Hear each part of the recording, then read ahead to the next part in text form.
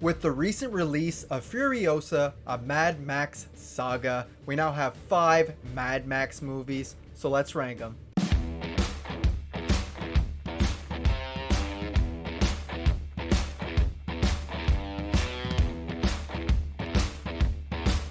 Hey guys, welcome back to the channel. Hope you're having a good one today. I'm the movie ranker, and today I'm ranking all 5 Mad Max movies from worst to best.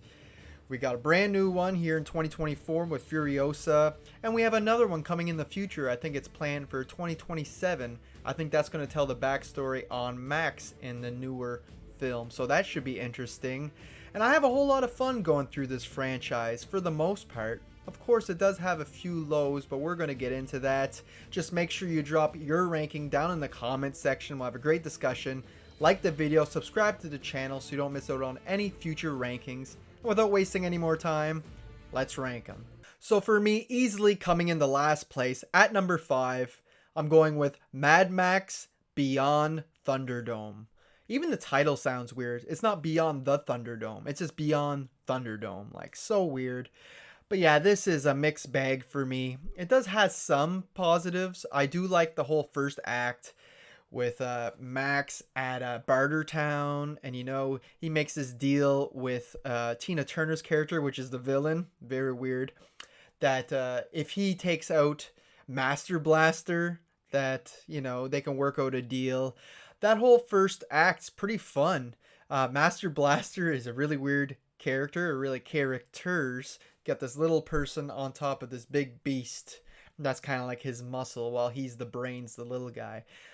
Pretty interesting. Bartertown's pretty interesting. Mel Gibson with his long flowing hair. It's cool to see. I mean, he really saves this movie having Mel Gibson back. If he wasn't here, it would be even worse. But yeah, I like everything up till the Thunderdome scene. And then he gets banished, and I find the whole movie kind of falls apart. Even the Thunderdome stuff, I was right excited for it. You know, this battle, kind of gladiator battle inside this dome. But it's pretty lame when it happens. They're on like elastics, Max and Blaster, and they're like bouncing around the place. Pretty stupid stuff. The fighting scenes, all the action in this movie is pretty mediocre. Nothing really stands out as exciting or anything. This is a PG-13 entry, the only PG-13 movie in this franchise. The rest are rated R, and you really feel it. It feels like a watered-down version of this world, and I'm just not a big fan of that. If you're doing Mad Max, it has to be rated R. It has to be violent. It has to be bizarre, and this one just don't quite hit that mark. Once Max gets banished and he finds this tribe of teenagers and kids and that, the movie just, like I said, falls apart. I feel like the pacing completely stops. The movie feels disjointed. It lacks a sense of urgency. And yeah, I do like the fact that these kids are, like, these generations went by after a plane crash, and they're still waiting for a captain to show up, their savior, to save them, and they think that Max is that savior, is that captain, but he's not. He does end up saving them and becoming a hero once again, but not in the way that they planned. I thought that was kind of interesting, the story behind it all, these kids, but the movie itself is pretty lackluster. They finally give you a decent car chase at the end, action sequence, little battle going on, but it's really the weakest of the franchise, if I'm being honest, in multiple ways. And lastly, I just don't like the way the movie ends, with Max basically finishing his mission. The rest of the crew makes it away safely. He's there, and Tina Turner's character, the villain, her and her crew looks at him and is like, okay, you impressed me enough, we'll let you live. And the movie just kind of ends letting them go. I'm just like, what? Kind of weird, but yeah, just a pretty mixed bag if you ask me. Coming up next at number 4, I'm going with the original Mad Max. Now, just to be clear, I love all the rest of these movies. It's only Beyond Thunderdome that is a mixed bag. Everything else is good to a masterpiece, so keep that in mind. I really do enjoy this original film. It's so much different from the rest of these entries, though. We're not quite into the apocalypse yet, or the wasteland. we're on the edge of apocalypse. Like we still have towns, we still have a police force, even though they're like kind of the last line of defense at this point. Gangs are starting to take over and everything. Resources are getting low. So it's just interesting to see kind of the before. It's kind of like a prequel to the franchise, if you will. And even Max himself, he is this regular cop. He's one of the best, but he's not quite mad yet, you know, and he's not like this lone wolf or anything yet until the end of this film. It's really like the last 15, 20 minutes of this film where he really snaps after some tragedy happens. You know, his wife and kid gets murdered. First his kid, his wife ends up in a coma, but she's not going to make it. So that's what really sets him off. Because before that, he's just kind of a cop who is scared of losing his sanity by working on the police force. He feels like the longer he goes, he might go crazy and end up just as bad as these crooks and these gang members. So throughout the film, he's slowly trying to get out, but they keep forcing them to stay on the force. They eventually convince him to take vacation after his best bud on the force gets burnt, pretty much burnt alive. There's not much left to him, and he's ready to quit at that point, but they convince him to stay, go on vacation, and that's where the real tragedy happens. So I just think it's really interesting how you don't really get to see his descent into madness until like the last 15 minutes of the film. I think it would have worked better if they would have stretched out that ending just a little bit longer, let him have a little bit more of a revenge instead of it just being at the very end. It's good, but it's too short, I feel. And besides that, I just like the look of the cop cars and everything, especially Max's upgraded Interceptor by the end. They give him a new V8 car and it looks badass. I think it's a Ford. Just bizarre characters. Even though we're not in an apocalypse, we still get bizarre characters, especially in the gang members. Toe Cutter makes a pretty grimy villain, but I do like him. And it's cool that that actor got to come back and play Immortal Joe, or Morton Joe, whatever the hell you call him, in Fury Road. I thought that was really cool to have him back. And it's cool that all these movies are directed by George Miller. That's also awesome. It's rare to see the same guy directing a whole franchise, especially when it spans this many years. So that's very cool. And I really like Mad Max, the original. I think Goose is another really cool character. The guy who gets burnt up. I think he's probably my favorite, even over Max. He's just so much fun. He has a lot of life in him, and that's what really hurts Max when he gets burnt up. And you know, he's not joking. He's not doing anything anymore. He's basically just a corpse. So yeah, it's terrible to see him go. But Goose is such a great character. But yeah, we still get some funny costumes in here, even though we're not in the apocalypse. Like the cops all wear leather, and there's a scene where the head cop, Fifi, I think his name is, like the lieutenant or whatever, the captain. He's like watering his house plants with no shirt on, just leather tie and leather pants. It's so weird. But yeah, this movie, this whole franchise always had a bizarre tone to it, and its visuals and in just in the way the characters act. And that is still relevant, still prevalent, I should say, in the first film. But yeah, pretty good film, some decent action, some good stunts for the budget they had and everything, and an interesting way to start off this franchise. Coming up next at number 3, we got the brand new Furiosa, a Mad Max Saga. Now, this plays out like a prequel and kind of an origin story for Furiosa. And you know what? Watching this with Fury Road back to back works out perfectly. That's what I did on my last watch. I watched this and then I popped in Fury Road right after, and it honestly feels like a gigantic movie. The story flows really nicely throughout the two. I think Anya Taylor-Joy did a decent job as Furiosa. I still prefer Charlize Theron, or however you say her name. I think she is still a little bit better in the role, and I'm just used to her in that role. But Anya Taylor-Joy did a decent job, and as the movie goes along, you kind of forget that it's a different actress because she does a decent job. Lots of action in here from start to finish, much like Fury Road, but unfortunately the difference is the CGI and the green screen. There's just so much of it in here, where mostly everything in Fury Road was done practically and was all stunts and stuff. They only used CGI when they had to as a tool, where I feel like this film overdoes it. We get many action sequences, but so many times I'm like, man, that doesn't look real. That looks fake. You can tell they're in a green screen room, so that's unfortunate. But aside from that, I pretty much liked everything else about this flick. Aside from a few parts in the story, I feel like they skip over. It's bound to happen because Furiosa's just a little girl at the starting of this, and it goes all the way leading up to the events of Fury Road. So there's a lot to unpack there, and I feel like a couple of times they kind of skip through stuff. I'm like, wait a minute. For instance, when Furiosa escapes from the Citadel and she becomes a man, cutting her hair and everything, and blends in as like a mechanic or whatever in the Citadel. When she escapes or she switches her job and identity, it feels like no one really notices. It just kind of skips past that and like whatever. No one mentions that she's gone or that she's missing or whatever. I feel like that should have been addressed a bit more. It just feels like they completely skipped over that plot beat. But aside from that, I pretty much really enjoyed this flick. And like I said, it makes for a great companion with Fury Road. Watch these together. This one first and then Fury Road. And it just flows really, really nicely.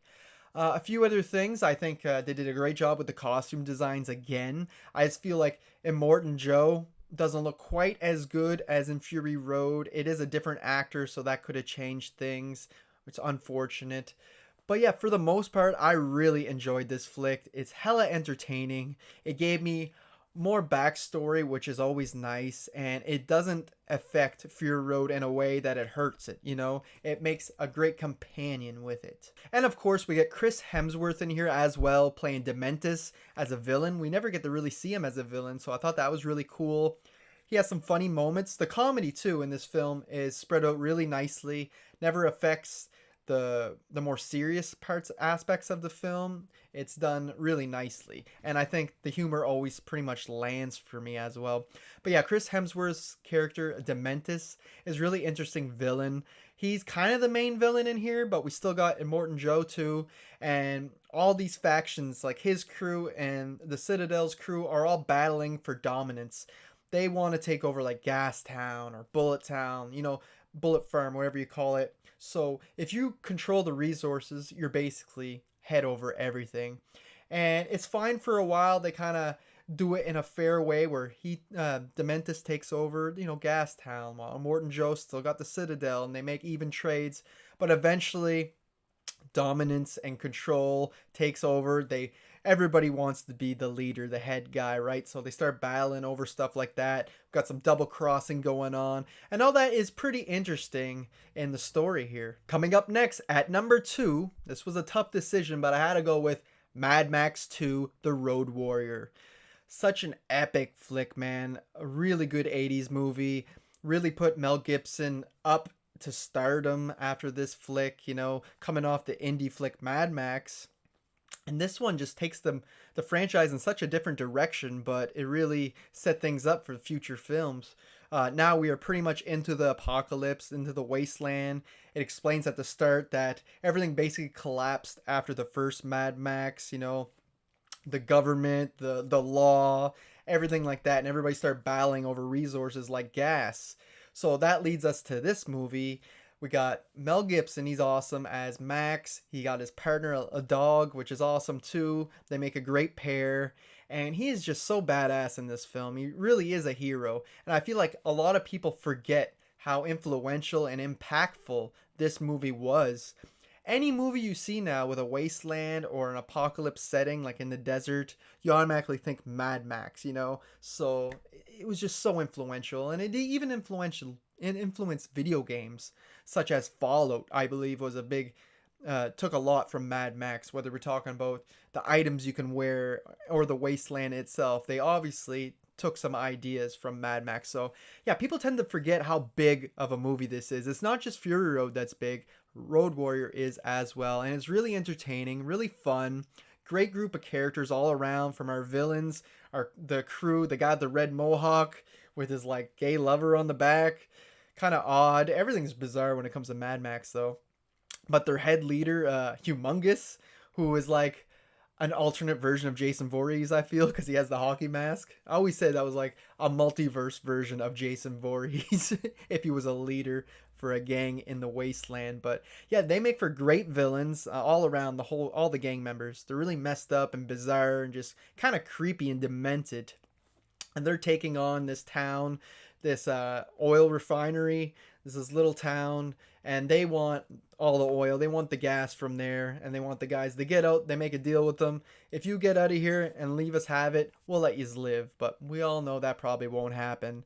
So they defend themselves. Max shows up and they end up getting him to help them out. He becomes the hero, which happens so much in these films. So great. And I love the way the movie ends too, with the little kid in the film who is also great and works with Max quite a bit. That little kid with the boomerang cuts off a guy's head at one part too. So cool. But yeah, that little kid at the very end, you find out he's the narrator, and he grew up to be like a chief in his little community, in his tribe or whatever, and he's telling the story of this hero. So I really like that. Maybe not all the things in this movie actually happen, because Max is starting to become a legend at this point. And the same thing at the end of Beyond Thunderdome. That was one of my things I forgot to mention that I love about that movie, is at the end, again, he's being told as this story, as this great legend, this prophecy almost. Like, he's becoming larger than life in each movie. And I just love the storytelling aspect of that, and how in the future, God knows the stories they're going to be telling about this road warrior. But yeah, what else is there to say about this film? The gyro captain is awesome, the helicopter guy. He's a whole lot of fun, brings a lot of much needed humor to this movie. Like I said, great villains. Great townspeople defending. I like all their costumes as well. They look pretty badass. This movie and Thunderdome, I gotta give them credit. The costumes are out of this world. I think they did an amazing job in the costume department. Costume and makeup, fantastic. But yeah, this just a kick-ass movie with great action. It really sets the tone for the rest of the franchise. It's funny at times, it's serious when it needs to be, it's violent, it's everything you want. I also love the scene where he's driving the tanker at the end and everybody's after him, and they find out at the end when it flips, all the sand's coming out, that it was a trick. They weren't really hauling oil or gasoline. I thought that was a nice little twist, how the townspeople actually got away. It's just a great movie all around. Cinematography is on point, the costumes and makeup, the acting is great, and so are the characters, so you gotta love The Road Warrior. But for me, coming in the first place, I have to give it to Mad Max Fury Road. What a friggin' surprise this movie was when it came out. I don't think anybody really expected a masterpiece like we got, and that's what it is in my opinion. This movie flows at the quickest pace possible for 2 hours long. There's just action from start to finish. It really never lets up.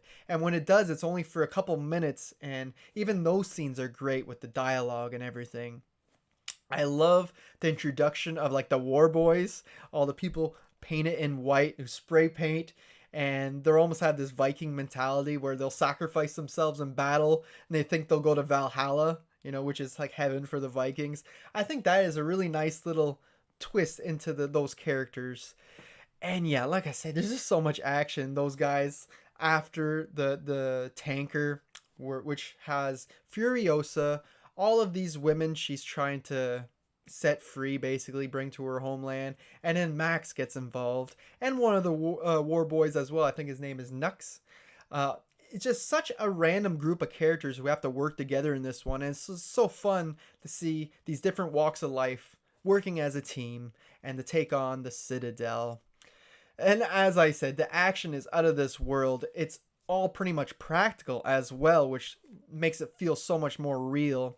All the chase sequences with them on the pole swinging back and forth, and you can see the sand flying up, and it's just so well shot. The choreography is out of this world, and the world building here is great. I'm not exactly sure if this is supposed to be taken as a reboot, remake, or a sequel. It's hard to say, especially when Tom Hardy is playing a Max character as well. Like, is there two Maxes? What, is he supposed to be Mel Gibson? We'll see. I really hope to see Mel Gibson return to this franchise in the future, and maybe they could meet up the two Maxes. That would be really cool. And that's the only thing that could really elevate this film any further, if Mel Gibson would have showed up at one point. But yeah, I just freaking love everything about here.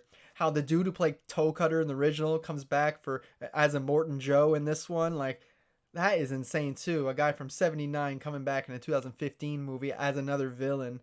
Just so great. And yeah, what else is there to say? Tom Hardy, while I don't think he's as charismatic or as great as Mel Gibson in, say, Road Warrior, he still fits the movie perfectly. He's really serviceable, and I really do like Tom Hardy, so I don't mind him in this movie. But Charlize Theron, she really steals the show in here. I feel like she is amazing as Furiosa, and how she's like the protector of these women and trying to get them to the safe place, to the green place, which we find out doesn't exist anymore. Which again, putting her solo movie Furiosa behind this really makes that whole scene stand out even more when they arrive and there's no more forest. So yeah, this movie is just action packed from start to finish. It got a great score. It's got great stunt work, great characters. The visuals are insane. It's still bizarre and wacky, so it still feels true to the original franchise. God damn, I forgot to mute my phone. You're probably hearing it ding the whole time. But yeah, it really is just one of the better flicks out there, especially in modern times. And to see a movie not just all on green screen, you know, it's just such a breath of fresh air, especially with all the Marvel crap and that we've been getting recently. So for me, no doubt, this movie comes in the first place in this franchise. So there you have it, guys. There's my ranking of all 5 Mad Max movies. I hope you enjoyed it. Make sure you drop your ranking down in the comments section. We'll have a great discussion about it. Tell me your favorite, your least favorite. Do you even like this franchise? I know it's one of my personal favorites at this point after rewatching it basically my whole life. Well, the original trilogy anyway. So yeah, it's a whole lot of fun. Follow me on Letterboxd and Instagram if you feel like it. Links to those are in the description of all my videos, guys. And that's all I got for you guys today. I hope you enjoyed it. And until next time, thanks for watching.